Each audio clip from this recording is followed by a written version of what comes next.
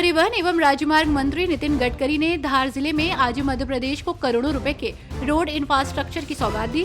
उन्होंने 328 किलोमीटर लंबी 10 सड़क परियोजनाओं का लोकार्पण और शिलान्यास किया। वहीं केंद्रीय मंत्री गडकरी ने एक बड़ा ऐलान करते हुए कहा कि 2 साल के अंदर मध्य प्रदेश का national highway road network America से भी अच्छा बना दिया जाएगा। इसके लिए सीएम मोहन यादव ने उनका और पीएम नरेंद्र मोदी का आभार व्यक्त किया।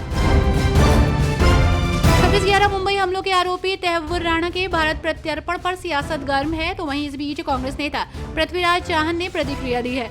उन्होंने कहा कि राणा ने अपना अपराध कबूल नहीं किया है, जबकि डेविड कॉलमैन हेडली ने इसमें भूमिका निभाने की बात स्वीकार की है। राणा पर मुकदमा चलेगा और कानून के मुताबिक उसे सजा मिलेगी। भाजपा सांसद बसवराज बोमई ने कर्नाटक राज्य सरकार के भीतर भ्रष्टाचार के आरोपों के बारे में चिंता जताई। उन्होंने कहा कि भ्रष्टाचार बहुत ज्यादा है। उन्होंने मुख्यमंत्री के अर्थशास्त्र के प्रधान सलाहकार द्वारा दिए गए एक बयान का हवाला दिया, जिसमें उन्होंने संकेत दिया कि कर्नाटक भ्रष्टाचार में सबसे ऊपर है। बोमई ने आगे कहा, लोक निर्माण विभाग और आबकारी ठेकेदारों के बीच मिलीभगत के कारण सरकार के 60% लोग आरोपों में घिरे हैं, फिर भी कोई कार्रवाई नहीं की गई। रोजाना घोटाले सामने आते हैं और जरूरी सामानों की कीमत बढ़ती जा रही है। हिमाचल प्रदेश सरकार ने राज्य की बिगड़ती अर्थव्यवस्था को सुधारने के लिए एक कदम उठाए हैं। संसाधन सृजन समिति की बैठक में वित्तीय स्थिति में सुधार के उपायों पर चर्चा हुई। खर्च कम करने, घाटे के बोर्ड और निगमों को मर्ज करने, किराए के भवनों को सरकारी भवनों में शिफ्ट करने जैसे सुझाव दिए गए। केंद्र से मिलने वाली राजस्व घाटा अनुदान ग्रांट हर साल कम हो रही है। मध्य प्रदेश के मुख्यमंत्री मोहन यादव ने महावीर जयंती के अवसर पर कहा, मेरी अपनी ओर से प्रदेश और देशवासियों को भगवान महावीर स्वामी की जयंती की बहुत बहुत मंगल कामना। लगभग 2500 साल पहले एक महापुरुष का जन्म हुआ था, जिन्होंने जियो और जीने दो के सिद्धांत के आधार पर अपनी एक अलग पहचान बनाई थी। प्रधानमंत्री मोदी के नेतृत्व में हम सभी धूमधाम से महावीर जयंती मनाएंगे।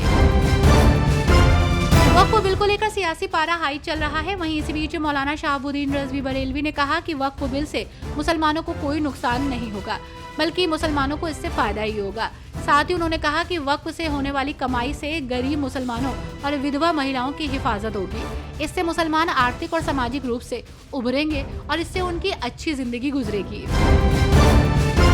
तैमूर राणा के भारत प्रत्यर्पण पर 26/11 मुंबई आतंकी हमलों के चश्मदीद गवाह और लिबॉर्ड ग्रुप के चेयरमैन ललित कुमार डांगी ने कहा, ताज होटल पर हुए हमले में मैंने अपने 2 दोस्तों को खो दिया।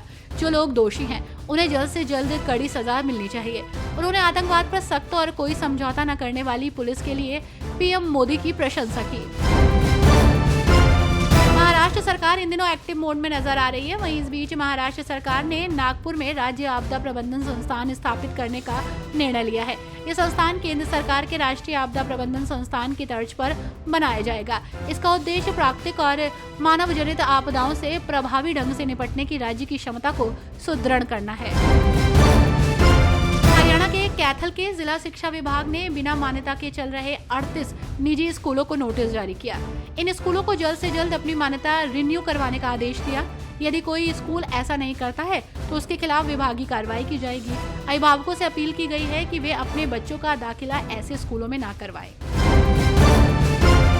गुरु ग्रंथ साहिब के 328 पावन स्वरूपों के लापता होने के मामले में एसजीपीसी के खिलाफ पिछले 3 साल से धरने पर बैठे सिख सद्भावना दल के प्रधान बलदेव सिंह वडाला से संयुक्त किसान मोर्चा के प्रमुख जगजीत सिंह डल्लेवाल ने मुलाकात की। इस मुलाकात में डल्लेवाल ने वडाला से मामले की जानकारी ली और दोषियों को सख्त सजा दिलवाने की मांग का समर्थन किया।